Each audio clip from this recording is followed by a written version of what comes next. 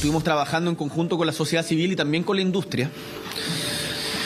Y llegamos a la convicción de que la industria de la salmonicultura ha sido muy irreflexiva respecto de su propio actuar. Y por lo tanto presentamos un proyecto de ley para declarar una moratoria, esto es que no se entreguen más concesiones de las actualmente otorgadas, en la medida en que no hayan estudios autónomos para poder determinar la capacidad de carga del suelo marítimo que nos permita tomar decisiones correctas que impliquen una industria que sea sustentable y sostenible en el tiempo. Yo esa posición que sostuve como diputado la sostengo como presidente. Acá tenemos que avanzar hacia industrias que apuntar en un desarrollo que no nos destruya a nosotros mismos. Si destruir el medio ambiente es destruirnos a nosotros mismos. Y para eso el Estado tiene que tener capacidades autónomas de fiscalización. No significa cerrar y decir las salmoneras se acabaron, porque estamos hablando de miles de familias que dependen de aquello para su sustento. Tenemos que avanzar en transiciones justas. Lo que sí tengo claro, y mencioné acá, es que en las áreas marinas protegidas no puede haber industria de la salmonicultura. Y en eso es tan sencillo como, por ejemplo, en los parques nacionales hacer valer la ley. Y esa es la posición que vamos a defender desde nuestro gobierno. Este tipo de anuncios que acabamos de revisar van a ser la norma de aquí en adelante. Y es que si Chile quiere llegar a ser un ejemplo global en materia de ambición climática y sobre todo cumplir los compromisos básicos que ha adquirido a nivel internacional, va a necesitar dar un gran salto adelante en relación a ciertos estándares. El caso de la industria salmonera es solo uno de ellos. Es una industria que se ha desarrollado mucho y que ha permitido a Chile enormes beneficios en su población y en sus territorios. Sin embargo, hoy día está desafiada a ser más y a ser mejor.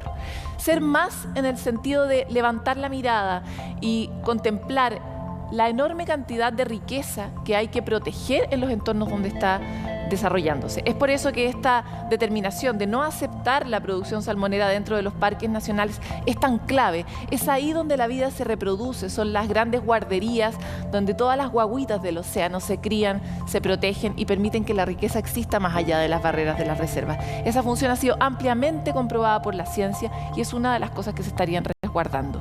Pero la sustentabilidad para esta y otras industrias es más bien una condición. Aquellos proyectos que no estén contemplando como parte de su desarrollo un desarrollo sostenible, simplemente van a desaparecer en el futuro, como han desaparecido muchas otras especies fruto de su mal ejercicio. Con esta reflexión los queremos invitar y dar la bienvenida a Futuro 360. ¿Te imaginas conocer la huella de carbono de un producto a partir del código QR? Es una medida que se implementó a través de una empresa de lentes que muestra el aporte que pueden tener los privados en ayudar a mitigar la crisis climática. Los detalles lo podemos revisar en la siguiente nota de Miranda Aspe. Con un simple código QR ubicado en una caja de cartón, ahora los consumidores de Carún, una compañía chilena de anteojos hechos a partir de materiales reciclados, podrán saber la trazabilidad y la huella de carbono, es decir, la totalidad de gases de efecto invernadero emitidos a lo largo de su ciclo de vida. Este ecoetiquetado, donde mostramos la huella de carbono de cada producto para que el consumidor finalmente tome la decisión. Hoy día la responsabilidad la tenemos la empresa, pero también la tiene el consumidor, porque ahora ya tienen la información, por lo tanto depende de qué ellos quieren elegir. Una iniciativa inédita desde los privados, en un contexto marcado por el desafío que implica la meta de lograr la carbono neutralidad para 2050. El desafío de la carbono neutralidad es un desafío no solamente global de todos los países, pero también de todos los sectores. ¿Ya? Es una transformación total de una ruta que tenemos que emprender, que tenemos definido un norte, ¿verdad? Pero que tenemos que caminar juntos. Y por lo tanto, obviamente que la empresa privada puede ser un catalizador para ayudarnos a tomar esa ruta. Acá la clave está justamente en la colaboración público-privada. Ya hace mucho rato que ya se acabó el paradigma de que las empresas y el Estado son cosas separadas. Yo creo que hay todo un híbrido, una mezcla muy importante. La huella de carbono de estos productos se logró luego de un análisis de su ciclo de vida que va desde el rescate de la materia prima de fuentes en desuso hasta el producto final. Al igual que con la implementación de sellos en los alimentos, la etiqueta de estos lentes apunta a contribuir en la toma de conciencia y aumentar la transparencia para que los consumidores elijan de manera responsable. Este es un indicador muy importante, pues podría ayudar por una parte a las empresas a tomar acciones específicas para reducir la huella de carbono de sus productos o servicios. Entonces, lo que necesitamos hacer es realmente trabajar en democratizar el acceso a la sustentabilidad, es decir, que poder tomar buenas decisiones de compra, poder escoger productos más sustentables, no sea un privilegio solo de sectores que tienen mayor poder adquisitivo. Tenemos una ciudadanía que es una ciudadanía más informada, que tiene nuevas vías y canales para tener acceso a información acerca de lo que es la crisis climática, cómo afecta a nivel país, cómo afecta a nivel mundo, y eso de alguna forma no es solo una ciudadanía informada, sino exigente también. Una ciudadanía que fiscaliza y también entiende que cada decisión que toma repercute en su entorno, repercute en su comunidad. Un paso para avanzar hacia una ciudadanía que consuma de manera más responsable, consciente de la huella de carbono de sus decisiones y de lograr industrias comprometidas con la transparencia del impacto de su producción. ¿Ustedes tienen un hijo adolescente? Porque yo sí. Y una de las grandes problemas cotidianos de la vida con un adolescente o una adolescente tiene que ver con el diálogo. Sin embargo, la ciencia nos está abriendo una nueva ventana y una explicación a por qué los niños nos escuchan tan poco, y tiene que ver con que efectivamente el cerebro de un adolescente comienza a desconectar e ignorar la voz de sus padres a partir de los 13 años. ¿Hubiéramos sabido antes? ¿De qué se trata este hallazgo de la neurociencia y por qué usted ahora debiera relacionarse de una manera distinta con su adolescente de turno? Se lo comenta Natalia Muñoz. Ay, me ha costado porque yo tengo dos de 16, son mellizos. Bueno, sí he tenido varios cambios y han habido algunos que los que no me llevo bien con mi mamá, pero he aprendido que tengo que escucharla siempre. Es que la rebeldía y la búsqueda de una identidad son elementos parte de la adolescencia y muchos jóvenes parece que no escuchan a sus madres. Esto es real y tiene que ver con cómo funciona el cerebro. Aquí lo que pasa es que se empieza a debilitar, por así decirlo, la conexión entre la parte auditiva, que tiene que ver con la detección de la voz de la madre y el reconocimiento de su voz, y estas áreas de recompensa. Y esta conexión se empieza a perder a medida que los niños van creciendo, ¿ya? Y esto ocurre por igual en niños y niñas a la misma edad. Lo explica la ciencia. Desde los 13 años, los cerebros de los jóvenes ya no encuentran las voces de sus madres gratificantes y se sintonizan más con voces desconocidas. Así lo demostró un estudio desarrollado por investigadores de la Escuela de Medicina de Stanford. Leí precisamente ese estudio y yo creo que sí refleja una sociedad hoy día más lejana padre e hijo. Yo doy fe de eso.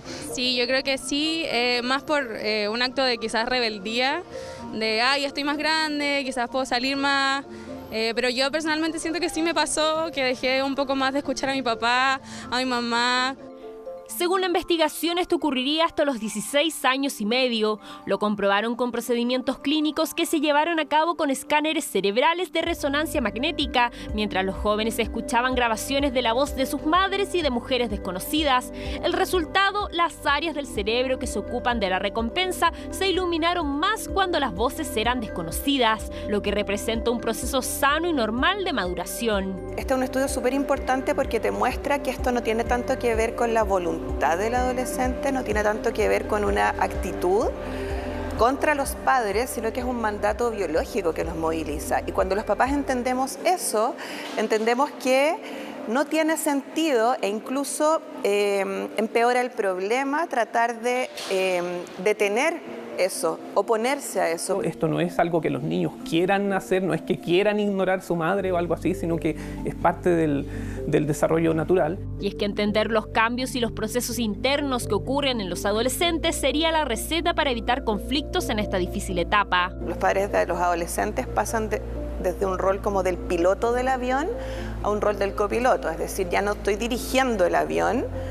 pero sigo observando, sigo acompañando, sigo observando quiénes son los amigos de mis hijos, cómo son esos amigos, cómo se relaciona con esos amigos, sigo interviniendo para guiar, para orientar, para conversar con ellos. Es el consejo para los padres en un momento crucial de desarrollo donde el cerebro tiene ventanas temporales de gran plasticidad y en momentos es muy influenciable en ciertos aspectos. por lo que acompañar a los menores es fundamental en este camino en que comienzan a ser socialmente hábiles fuera de sus familias. Encuentro fascinante estos estudios de neurociencia que nos ponen a los padres en un lugar diferente, porque qué distinto sería, en vez de alegar porque no te están escuchando y lo repetiste 5 veces, darte cuenta que en realidad no te está escuchando porque su biología no se lo permite. Nuestras relaciones cambiarían tanto dentro de la casa si estuviéramos más informados respecto de estos mecanismos.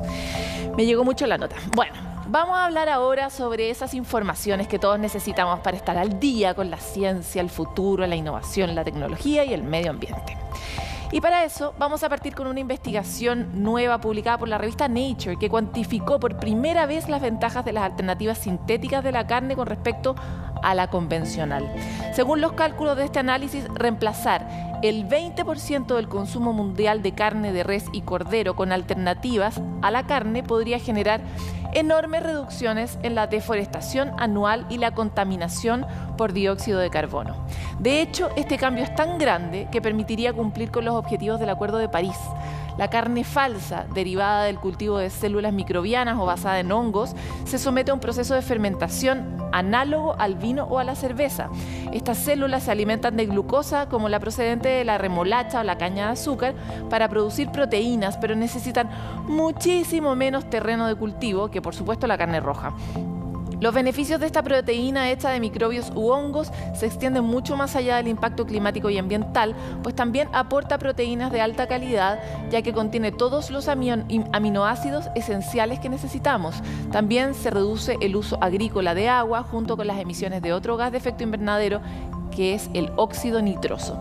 En palabras simples, los hongos son el futuro.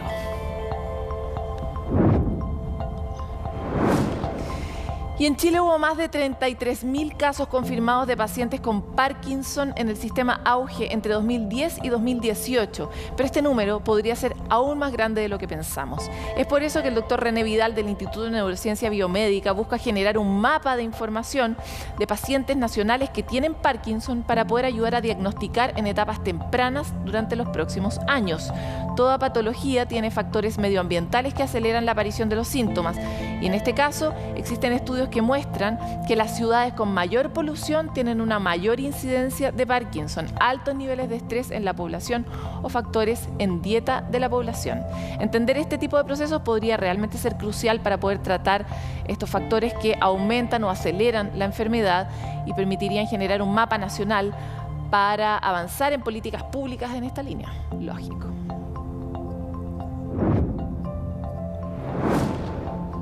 Bueno, y esta parece una humilde medusa flotando en el mar, pero la Turritopsis nutricula guarda un secreto clave para la juventud eterna. Es inmortal. Puede sonar exagerado, pero este ser de no más de 2 centímetros de diámetro no envejece. Está claro que no ocurrió de la noche a la mañana. Después de millones de años de evolución, este celéntero alcanzó un poder de regeneración fantástico y no muere de causas naturales, solo cuando acaba como presa de alguno de sus depredadores. Lógico, a cualquiera le puede pasar. Si esto no pasa, puede vivir para siempre. Esta especie de medusa, que fue descubierta en 1843, pasa por un proceso de reestructuración de tejidos y vuelve a la etapa inicial de la vida, incluso después de haber alcanzado la madurez, como si los adultos de pronto pudiéramos en un chasquido volver a ser guaguas. A efectos prácticos, si una de estas medusas sufre una herida o tiene alguna enfermedad, puede reconstruir sus células y hacerlas retroceder a su fase más temprana en un periodo de 3 días. Es como Wolverine. Así que si esta especie fuera consciente, podría estar todo el rato rebobinando su vida para no morir nunca jamás. Aún no se sabe bien cómo la Turritopsis nutricula realiza esta magia, pero si este fenómeno fuera realmente comprendido y reproducido genéticamente, haría posible la regeneración de tejidos y eventualmente órganos.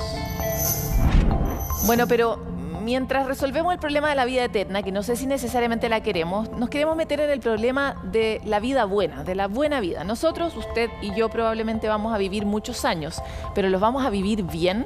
La respuesta es probablemente no, porque el aumento de las enfermedades degenerativas es uno de los grandes problemas que estamos enfrentando hoy día. Y esto no solo se debe a que estamos más viejos, sino que estamos viviendo peor, comiendo mal, estresados, muy estresados, y eso hace que nuestra edad biológica sea distinta de nuestra edad cronológica. ¿Qué truquitos podemos implementar para envejecer mejor, para estar biológicamente a la misma altura de nuestro cuerpo? Se lo contamos a la vuelta de esta pausa.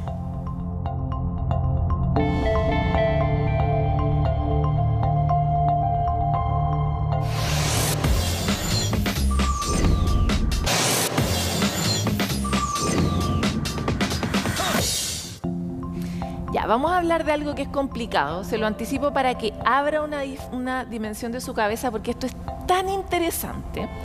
Vamos a hablar de la epigenética y de los relojes epigenéticos que nos permiten identificar el envejecimiento, la edad que realmente tenemos, porque yo, por ejemplo, me veo de 15, pero no tengo 15. Y viceversa, ¿no?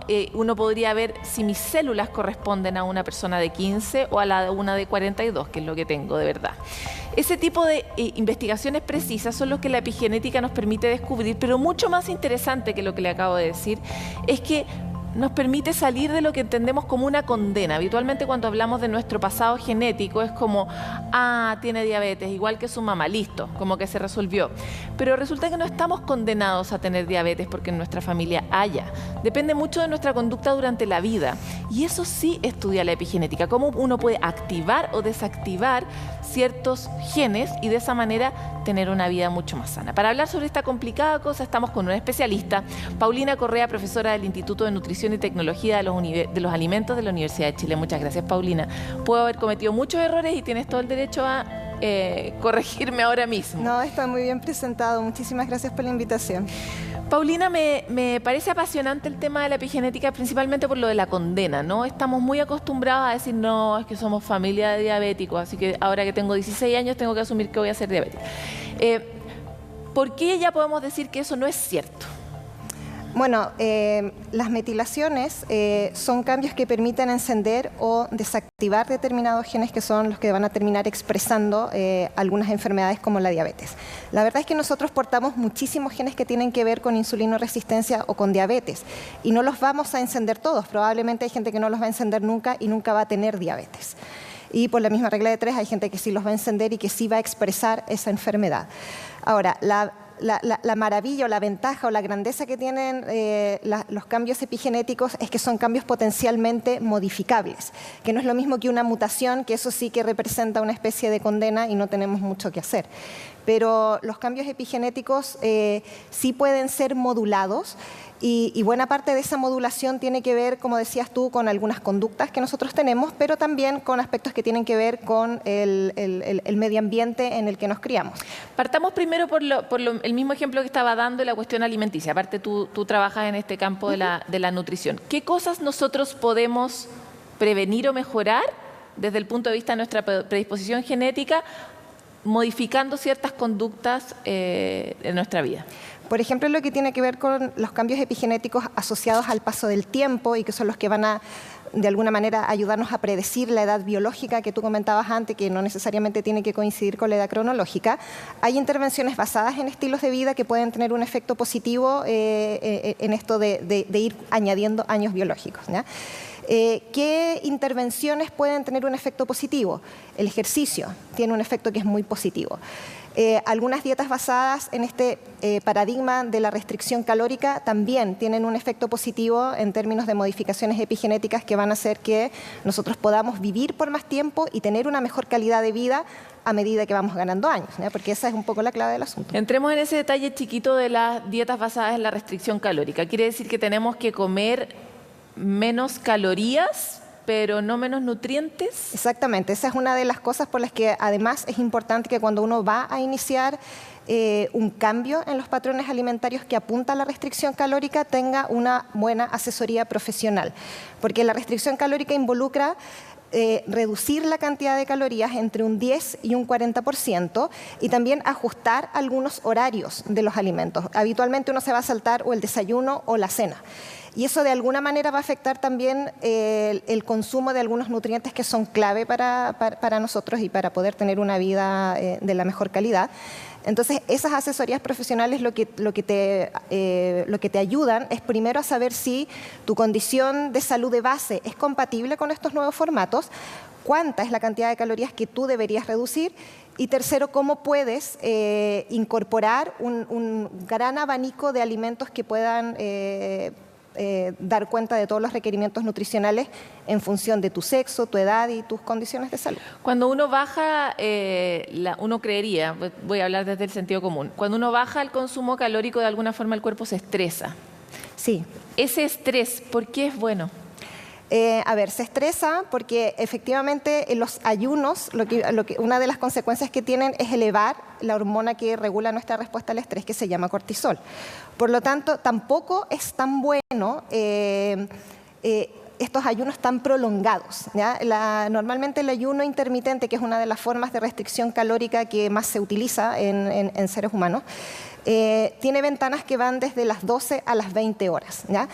Y a medida que uno va incrementando esta ventana del ayuno, obviamente que los niveles de cortisol siguen aumentados y eso cuando es crónico no tiene un efecto que es demasiado bueno para nuestra fisiología. Por lo tanto, esa es otra cosa que una asesoría profesional también te podría orientar. Más que el hecho de que aumente el estrés, el proceso biológico que está detrás de este efecto prolongevidad de los ayunos intermitentes o de la restricción calórica es la autofagia, que es un proceso de autolimpieza celular. Nosotros cuando hacemos la limpieza en casa, echamos todos a una bolsa y lo tiramos para que se lo lleve el camión. Bueno, la célula hace lo mismo, lo echa en unas bolsas, pero se come su propia basura, ¿ya? Por eso que se llama autofagia.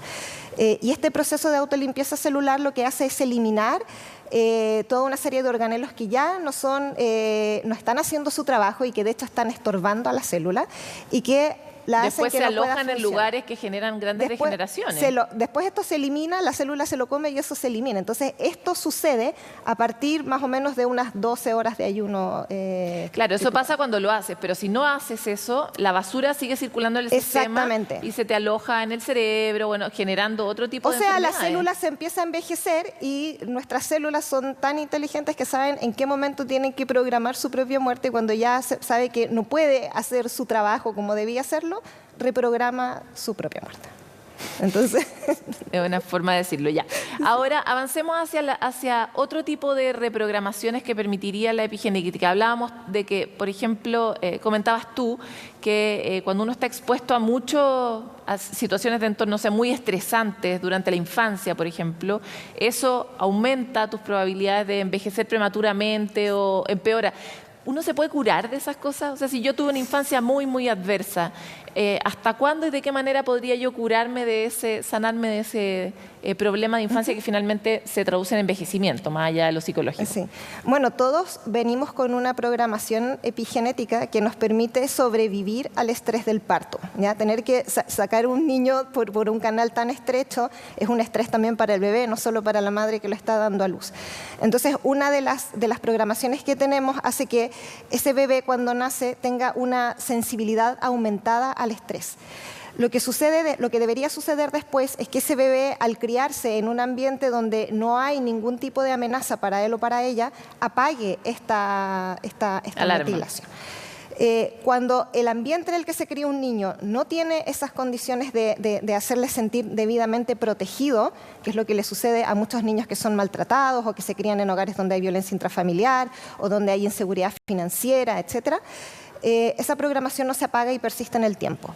El problema es que nuestra respuesta al estrés queda alterada por no apagar esta programación y al tener estos niveles de cortisol aumentados de manera permanente, nosotros vamos dañando lentamente nuestras células, nuestros órganos y envejecemos prematuramente. ¿Y cómo uno se puede mejorar? El antídoto, eso es lo que... El antídoto, en realidad el antídoto viene de proporcionar un ambiente adecuado a ese niño. Por lo tanto, cuando nosotros estamos pensando en una política de envejecimiento saludable, también deberíamos pensar en la protección a la infancia. Y del nacimiento. Pero imaginemos que no, porque Chile tiene unos índices espantosos en esta materia. Exactamente. Entonces, imaginemos que no, que los niños no tuvieron eso, no sé, los primeros 5 años. ¿Existe alguna posibilidad después de sanar eso y de cuidarlo de alguna manera? La ciencia lo que ha podido observar es que esa programación en etapas tempranas de la vida puede ser apagada, pero después ya no se apaga. ¿Etapas tempranas significa? La infancia y la niñez. ¿Hasta los? Hasta los 8 años, 10 años. O sea, uno podría encontrar un niño de 2 años y sanarlo. Y todavía, sí. Hasta que llegue. Sí. Y de hecho eso está bien documentado en modelos animales y en modelos humanos. El problema es que esas metilaciones también, eso no lo habíamos comentado antes, se pueden traspasar a la descendencia. A ver, volvamos sobre la definición de metilación, que lo encuentro terrible la palabra.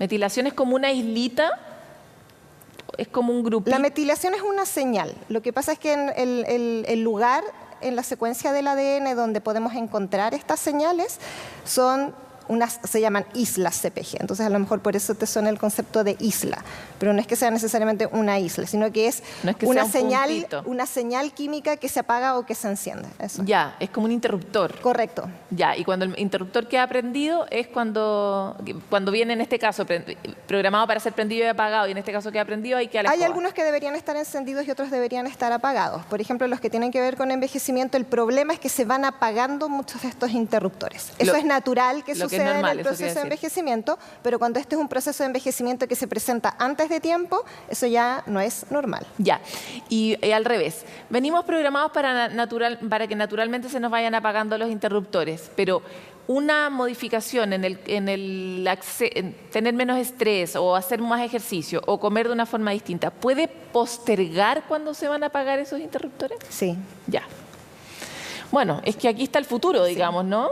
Porque con una población que está envejeciendo como la nuestra y con los problemas que estamos teniendo y con el aumento de las enfermedades degenerativas, como que es este el campo donde podemos jugar, ¿no? Bueno, de hecho es tan cierto que lo puedes apagar si introduces todos esos cambios, por supuesto, que hay gente que cuando se ha hecho evaluación de la edad biológica a través de estos instrumentos que se llaman relojes epigenéticos, su edad biológica puede salir por encima de su edad cronológica y cuando se lo repiten un tiempo después de haber introducido estos cambios, ya puede coincidir, incluso puede estar situada por debajo de su edad cronológica. ¿Cómo uno se hace ese examen?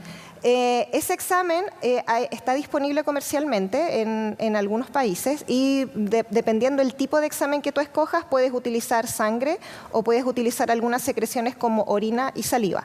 Los más precisos son los que utilizan sangre y orina. Esto ya debería ser una herramienta de salud pública si queremos resolver los problemas a futuro, ¿no? Lo que sucede es que todavía los costos de estas determinaciones son tan elevados que es imposible pensar que estén disponibles en atención primaria. De hecho, nosotros para poder introducirlo en el proyecto de investigación que lo vamos a hacer, tuvimos que contactar con la persona que había generado el algoritmo para que nos pudiera hacer un precio que es abordable. Un descuento. Exactamente, porque los estándares de financiación de la ciencia en Chile no dan para que uno pueda hacer en una gran muestra de personas una determinación como el reloj epigenético. Genial, Paulina, el tema. Nos quedamos de todas maneras cortas, se nos acabó el tiempo, pero queremos volver a tenerte aquí. Además, porque cuando tú hablas de esa gran cantidad de personas es porque trabajas con una cohorte, así que podríamos revisar un poco los resultados de esa cohorte en esta materia. Sí, seguramente van a salir cosas muy interesantes, porque tenemos algunas cosas preliminares, no tenemos todavía el reloj, pero sí de otros biomarcadores y la sospecha de que efectivamente estamos envejeciendo antes de tiempo o de manera acelerada, ya se empieza a confirmar. Y cuando tengamos el reloj, creo que va a ser también muy interesante poder compartirlo con ustedes y con la mayor cantidad de gente aquí posible. Queremos tener la primicia, te la encargo, ¿ya? Perfecto. La primicia. Nosotros hasta que llegamos con esta entrevista, pero fíjese lo relevante. Yo sé que es complicado el tema, pero estamos en una población envejecida, sometida a altos niveles de estrés, a terribles índices de obesidad, y resulta que en vez de mejorar nuestras posibilidades a medida que envejecemos, las empeoramos. De alguna manera, ser más viejos celularmente es muy grave, porque finalmente nos ponen en la lista primero de quienes pueden padecer de estas enfermedades a las que todos tememos, las enfermedades degenerativas o incluso otros padecimientos que no queremos tener en una vejez que cada vez más larga, ¿verdad? Por esto y por otras cosas nos vamos a mantener pegados con este tema, pero ahora los voy a invitar a otra conversación. Porque una nueva actualización de Google va a permitir que los usuarios puedan borrar del buscador aquellos datos personales como los números de teléfono o la dirección particular. Esta acción busca evitar el uso malicioso y permitir un mayor control por parte de los usuarios de sus datos. Todos sabemos que eso hoy día es una gran chacra, ¿verdad? Cualquiera puede tener nuestro teléfono, usarlo de cualquier manera, incluso nuestro root. Los beneficios y ayuda de esto podrían generar en la población, lo vamos a ver en la siguiente nota. En ciertas ocasiones me ha tocado que gente cercana, menos mal, me ha buscado y han salido datos personales míos. Sí, en Google sale mi teléfono y mis correos. Y a veces sale mi dirección y salen algunas fotos también. Y una vez una persona llegó a mi casa. Así como estos jóvenes, al navegar por el buscador de Google, podría hallar sus datos personales. Números de teléfonos, direcciones particulares o correos son algunos de ellos, y es precisamente donde Google quiere apuntar con su nueva actualización. Los usuarios podrán pedir que se elimine o se evite la aparición de estos datos en su buscador, sumándose así a otras acciones. Esto se da especialmente porque de acuerdo a este fenómeno del doxing, que es esta publicación de datos personales en Internet, donde se difunde información que identifica a las personas, que puede ser, por supuesto, con un propósito malicioso. También esta información personal muchas veces se puede utilizar para estafas, ya como el clásico cuento del tío o el phishing, donde te llaman por teléfono, se hacen suplantar por un pariente tuyo, y teniendo toda esta información disponible en Internet es muy fácil llevar a cabo este tipo de estafas.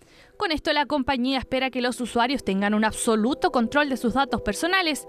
Si bien esto no es nuevo para el buscador más popular del mundo, demuestra un nuevo avance en términos de protección de datos personales.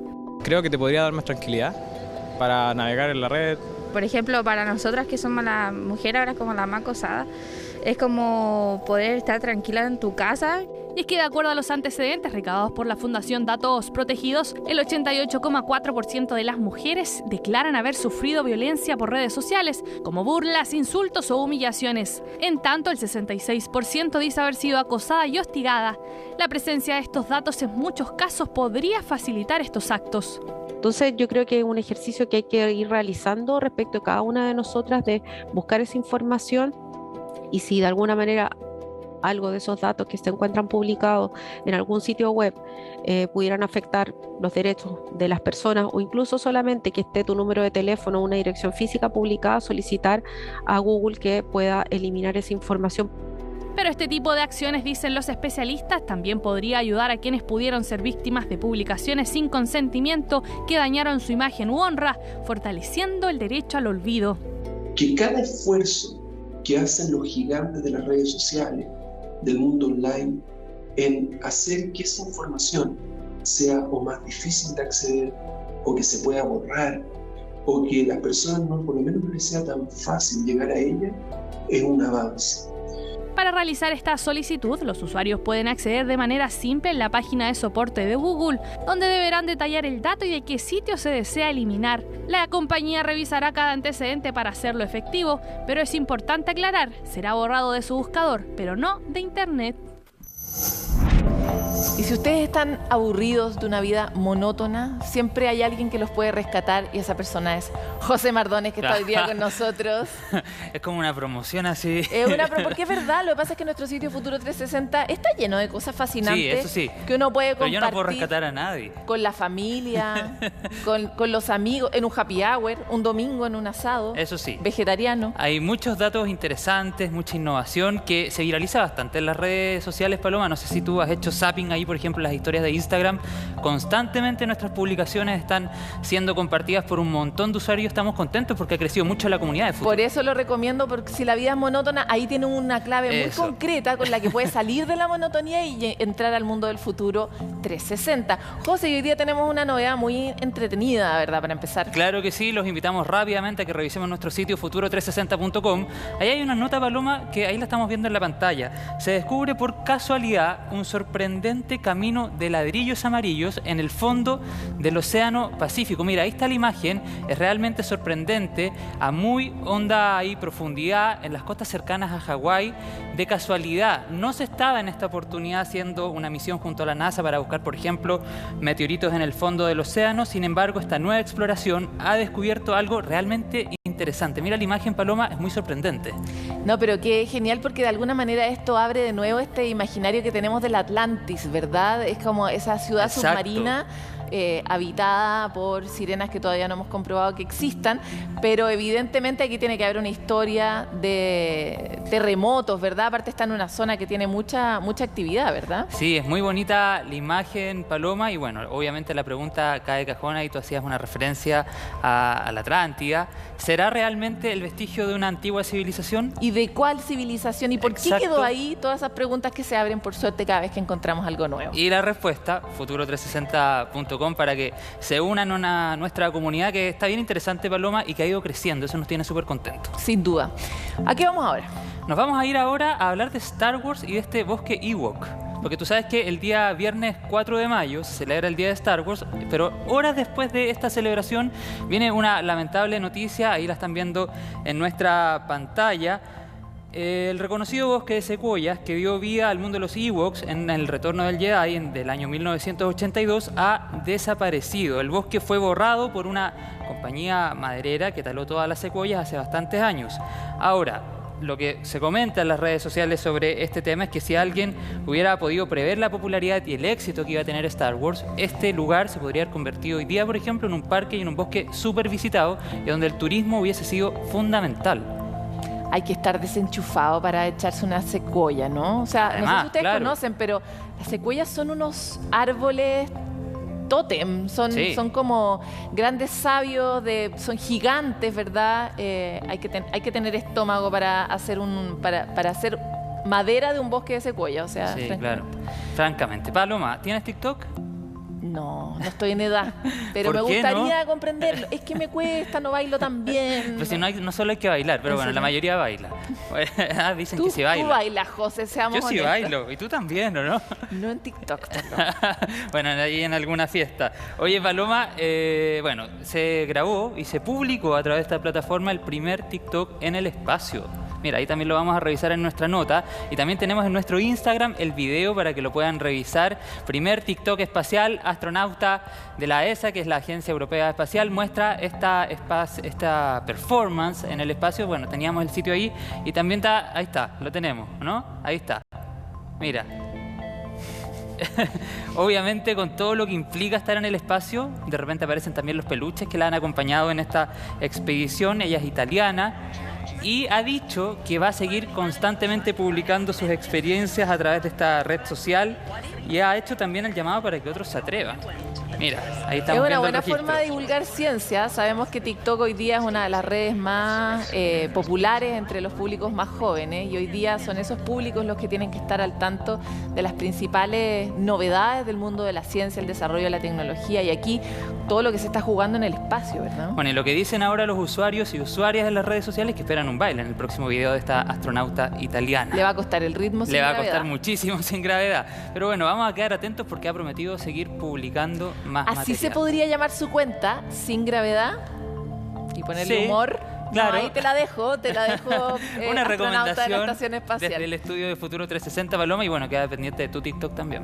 No, yo ahí voy a quedar al debe, pero agradezco mucho que estés aquí para ilustrarnos sobre las novedades millennial como tú, Los de invitamos, tu generación. Claro, absolutamente.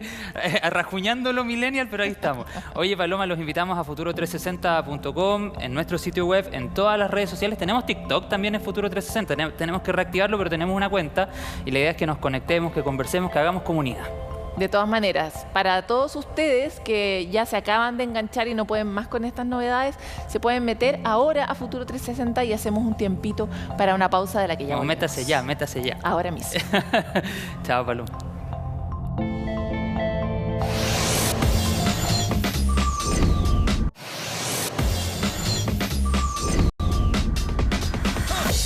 Bueno, y viajemos al universo de los compromisos que asume Chile o asumen los distintos países. Cuando decimos vamos a combatir el cambio climático, vamos a limitar el aumento de la temperatura, fruto de la emisión de gases de efecto invernadero, todo eso que son grandes declaraciones en las COP, donde los países se dan la mano y llegan a acuerdos, tiene una bajada territorial muy concreta que es muy difícil de hacer porque hay que coordinar a todo el Estado, a todas las empresas, a los ciudadanos para que suscriban y logren este objetivo. Hoy queremos hablar en particular con la Agencia de Sustentabilidad y Cambio Climático que pertenece a la Corfo y que es uno de los organismos que permiten que estas cosas grandes se concreten. Para eso hoy día estamos con la directora ejecutiva, Jimena Ruz. Muchas gracias por estar con nosotros. Hola, muchas gracias a ustedes por la invitación.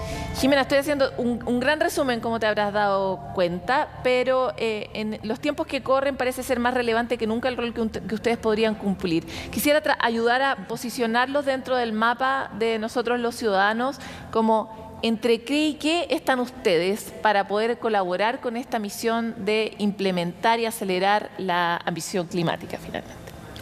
Bueno, nosotros somos, como tú lo dijiste, un comité Corfo, Agencia de Sustentabilidad y Cambio Climático, que lo que hacemos son unir al mundo público con el privado.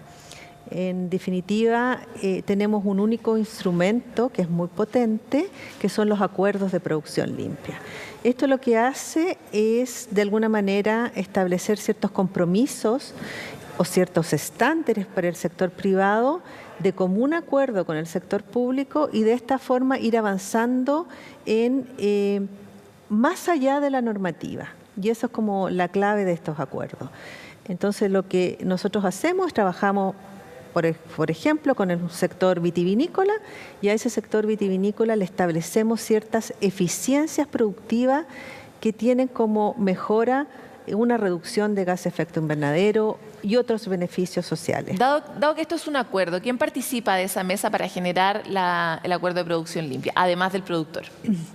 Participa el gremio, quien representa a sus productores, el gremio, y participan aquellos organismos competentes en las materias que están en el acuerdo. Por ejemplo, en el caso vitivinícola. En el caso vitivinícola, por ejemplo, la Subsecretaría de Energía, la Agencia de Sostenibilidad Energética, ODEPA, el Servicio Agrícola Ganadero, Ministerio de Medio Ambiente, Servicio Agrícola Ganadero.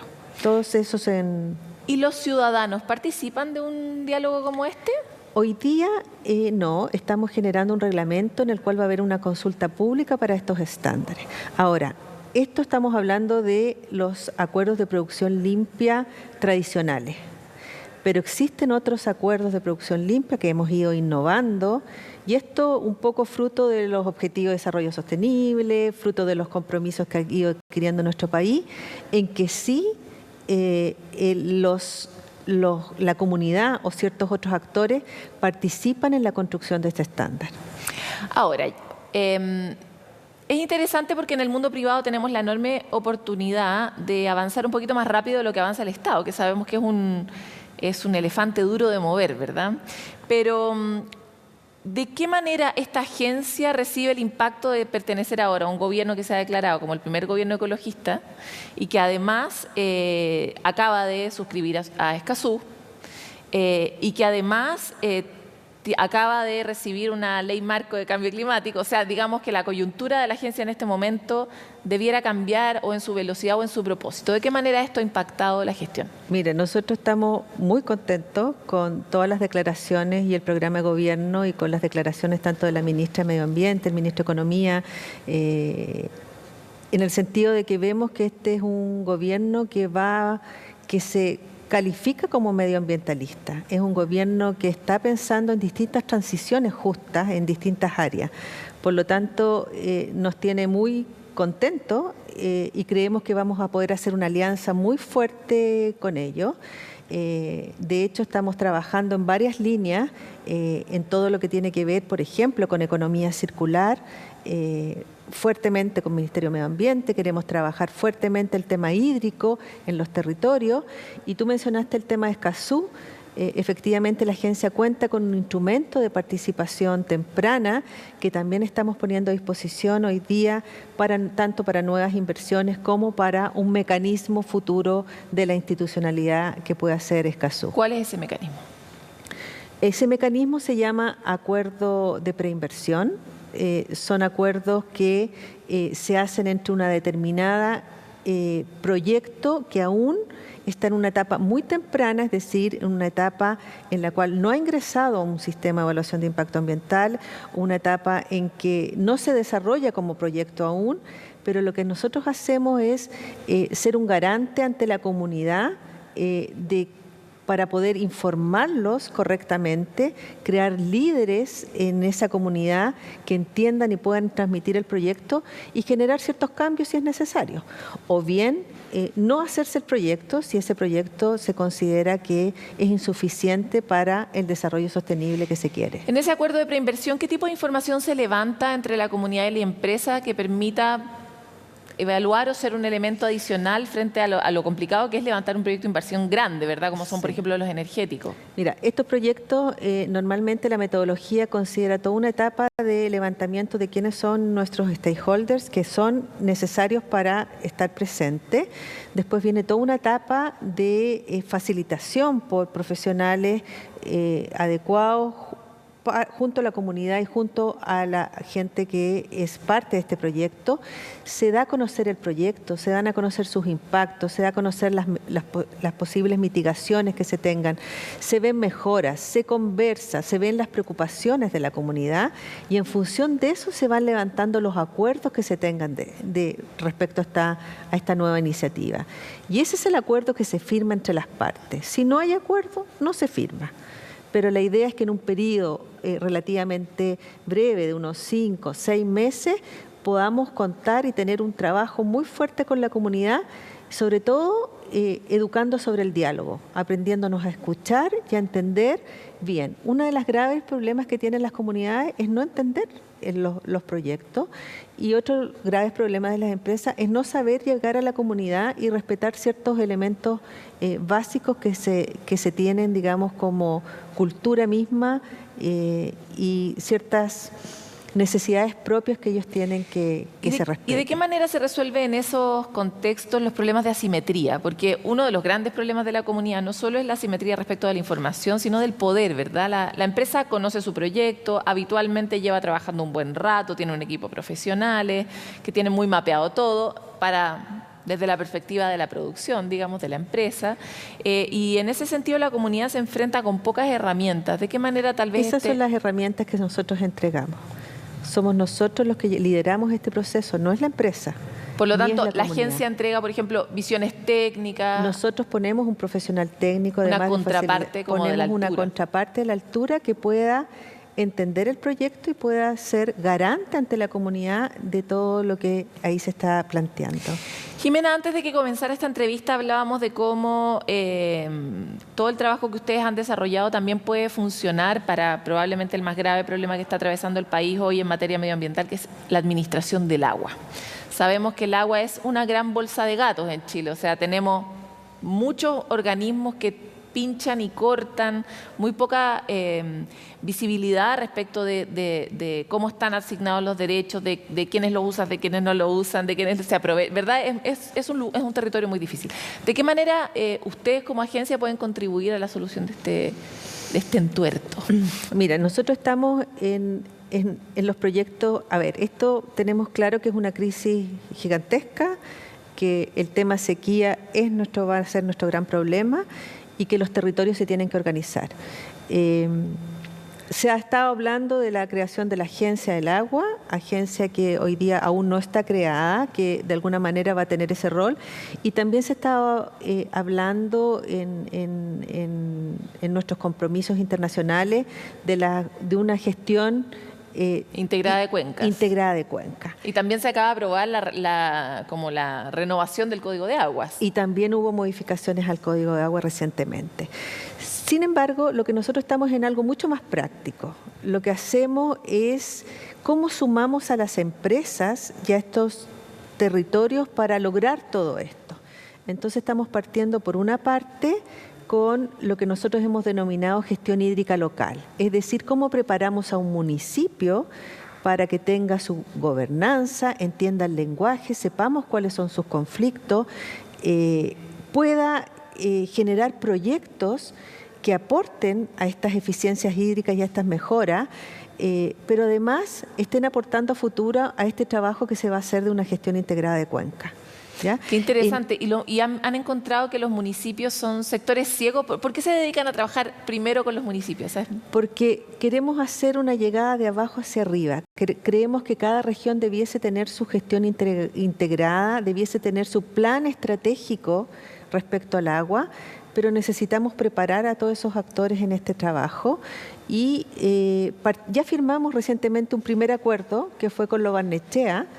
Lo Barnechea es la comuna que tiene las tasas más altas de consumo de agua, principalmente en riego de jardines, pero hay que hacer un trabajo y es... Tienen unas tasas así que son absurdas en relación al consumo de otros lugares de Chile, ¿verdad? Es como 10 o 15 veces en algunos casos. Sí, exactamente. Y por otra parte, hay un uso del agua mucho en riego de jardines. Entonces ahí hay un cambio cultural, hay un cambio importante que hay que hacer.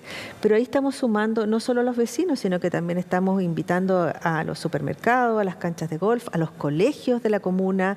O sea, hay un sinnúmero de otros actores y ahí el municipio ha sido clave. El municipio y la empresa sanitaria son clave y son nuestros socios estratégicos en esto que queremos empezar a repetir en varias comunas de la región metropolitana. Pero no solo estamos en esta lógica local, sino que también estamos trabajando con las empresas a que midan su huella hídrica, pero no solo la miden, sino que implementen acciones para disminuir y además otras acciones que nosotros hemos llamado de valor compartido, es decir, no solo me tengo que preocupar de yo ser eficiente en mi uso de agua y ahorrar, sino que tengo que preocuparme de mi entorno, de mis vecinos o de mi cadena de valor, de tal manera de que mi negocio siga siendo sustentable en el tiempo. Lógico. Si yo soy una empresa que produce salsa tomate y necesito tomates de mis productores, necesito que esos productores también sean eficientes, porque toda mi cuenca está en riesgo. Lógico. Entonces, ese es otro instrumento que nosotros hemos llamado certificado azul, es un acuerdo en que las empresas adhieren voluntariamente. Jimena, te tengo que despedir porque se nos acabó el tiempo, pero sobre este último punto, de todas maneras, vamos a volver, ojalá también con los resultados de esa gestión que se está haciendo en Lo Barnechea, que puede llegar a ser una buena punta de lanza para varios otros municipios en Chile. Encantada y muchas gracias nuevamente por la invitación. Gracias a ustedes. El problema de la administración del agua es algo de lo que venimos hablando hace tanto tiempo, o sea, tan absurdo como que llevamos 11 años en una sequía, y sin embargo, las herramientas específicas de la política pública todavía están tan atrasadas. O sea, no hay estímulos concretos para que, por ejemplo, dejemos de regar pasto o de plantar pasto, de planificar un territorio donde haya abundancia de pasto que necesita mucha agua, en desmedro de otros sectores que pueden requerirla de manera más urgente y en un escenario como el que estamos de escasez. Por eso quisimos abordar este tema, también invitando a las empresas que son aquellas que tienen más muñeca para moverse rápido hacia los ambiciosos objetivos que tenemos como país en materia medioambiental. Nosotros los dejamos invitados a todos ustedes a que se conecten con nosotros a través de Futuro 360 en todas nuestras plataformas. Estamos abiertos a recibir sus temas siempre y nos encontramos otra vez en otro capítulo.